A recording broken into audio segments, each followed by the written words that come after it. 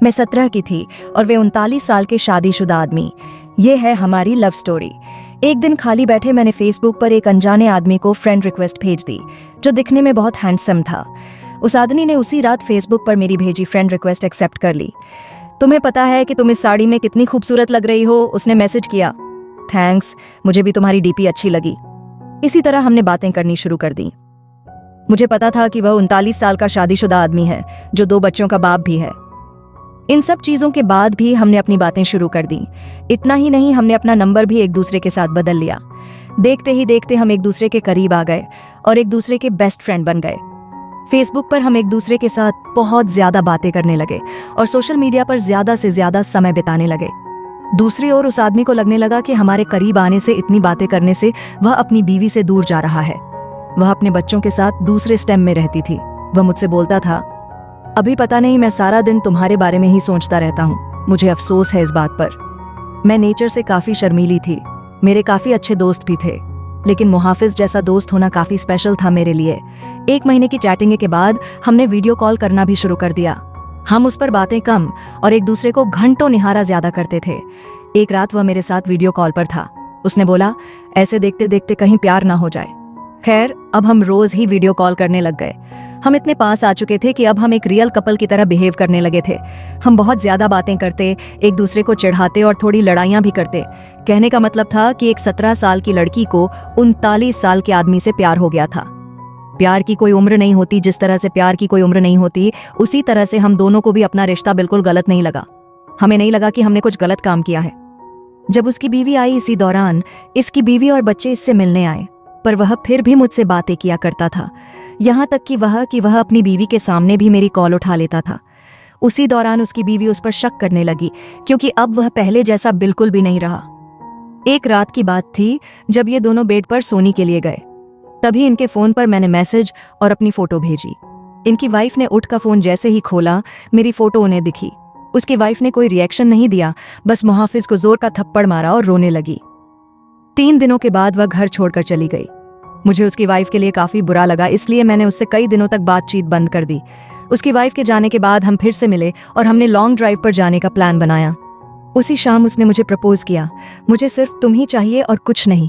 अपनी जवानी में मैं काफी सारी लड़कियों से मिला, पर तुम ही एक ऐसी लड़की हो जिसने मेरा दिल चुराया है। वहां कुछ देर के लिए शांति छा गई। फिर उसने मुझे आई लव यू बोला। उसकी आंखों में आंसू थे। उसके बाद हम घर चले गए। मैं तुम्हें ब्लॉक कर रहा हूँ। दूसरे दिन मुझे एक मैसेज मिला जिसमें उसने लिखा था, हे डार्लिंग, आई लव यू, लेकिन मेरा परिवार भी है, मेरी कुछ ड्यूटीज भी हैं। यह मेरा तुमको आखिरी मैसेज है। मुझे प्लीज कॉल या टेक्स्ट मत करना। मैं तुम्हें ब्लॉक कर रहा हूँ। मुझे ऐसा लगा कि मानो मैं शादी के बाद विधवा बन गई हूँ। मैं बुरी तरह से टूट चुकी थी, काफी परेशान थी। फिर लौटा वो मेरी जिंदगी में। 3 महीने बीत जाने के बाद मैं एक लड़के के साथ रिलेशनशिप में आई। एक दिन मेरे पास किसी दूसरे नंबर से मुहाफिज का मैसेज आया, बानी, इज दैट यू? प्लीज मेरी लाइफ में दोबारा वापस आ जाओ, मैं तुम्हारे बिना नहीं रह सकता। मैं समझ गई कि यह उसी का नंबर है और फूट फूट कर रोने लगी। 1 घंटे की चैटिंग के बाद मेरा दिल फिर से पिघलने लगा। मेरे बॉयफ्रेंड को इन सब चीजों के बारे में कुछ नहीं पता था। मैंने उससे सब कुछ छुपा कर रखा था। मैंने उस पूरी रात केवल मुहाफिज से बातें की। एक दिन मुहाफिज ने मुझे अपने घर लंच के लिए बुलाया। मैंने उसकी बात मान ली और समय पर पहुंच गई। वहां पहुंचकर देखा कि घर पूरी तरह से खाली था। वह अकेला मेरा इंतजार कर रहा था। उसने मुझे सहज महसूस कराने की कोशिश की और मेरी पसंद के मुताबिक खाने की टेबल सजाई। खामोश दिल की दास्तान। शीतल 22 साल की एक खुशमिजाज और खुले दिल की लड़की थी। उसका बचपन पहाड़ों के बीच गुजरा था, जहां जिंदगी शांत और खूबसूरत थी। वो हमेशा किताबों में खोई रहती थी और सपनों की दुनिया बुनती थी। उसका एक ही सपना था, दिल्ली जाकर एक बड़ी लेखक बनना। आखिरकार शीतल का सपना पूरा हुआ। उसने दिल्ली के एक कॉलेज में दाखिला ले लिया और अपने सपनों की उड़ान भरने लगी। मगर बड़े शहर की भाग-दौड़ भरी जिंदगी में वो कहीं खो गई थी। उसकी मासूमियत अब अकेलेपन में बदल रही थी। पहली मुलाकात। शीतल की जिंदगी में उस दिन एक मोड़ आया जब वो अपनी पसंदीदा किताबों की दुकान में एक अनजान आदमी से टकराई। वो करीब 38 से 40 साल का आदमी था, जिसकी आंखों में गहरी उदासी और चेहरे पर अनुभवों की लकीरें थीं। उसने नीले रंग का कोट पहन रखा था और उसके हाथ में एक पुरानी किताब थी। माफ कीजिए, शीतल ने जल्दी से कहा। वो आदमी मुस्कुराया और बोला, कोई बात नहीं, वैसे ये किताब मेरी भी पसंदीदा है। शीतल को पहली बार लगा जैसे किसी ने उसकी दुनिया को समझा हो। उस आदमी का नाम था आर्यन। वो एक प्रसिद्ध लेखक था जिसने अपनी किताबों से लाखों लोगों का दिल जीता था, लेकिन खुद का दिल कहीं गहरे अकेलेपन में खोया हुआ था। धीरे धीरे जुड़ाव। आर्यन और शीतल की मुलाकातें किताबों और कॉफी शॉप्स में होने लगीं। शीतल आर्यन से प्रेरणा लेती थी और आर्यन को शीतल में अपनी खोई हुई जिंदगी की मासूमियत दिखाई देती थी। आर्यन ने शीतल को लिखने के लिए प्रेरित किया। वो उसे बताता, लिखना सिर्फ शब्दों को जोड़ना नहीं है, यह दिल की आवाज को पन्नों पर उतारने की कला है। शीतल को लगा कि आर्यन उसकी जिंदगी का वो हिस्सा बन गया है जिसे उसने हमेशा तलाशा था, लेकिन उम्र के इस बड़े अंतर ने दोनों के दिलों में सवाल खड़े कर दिए थे।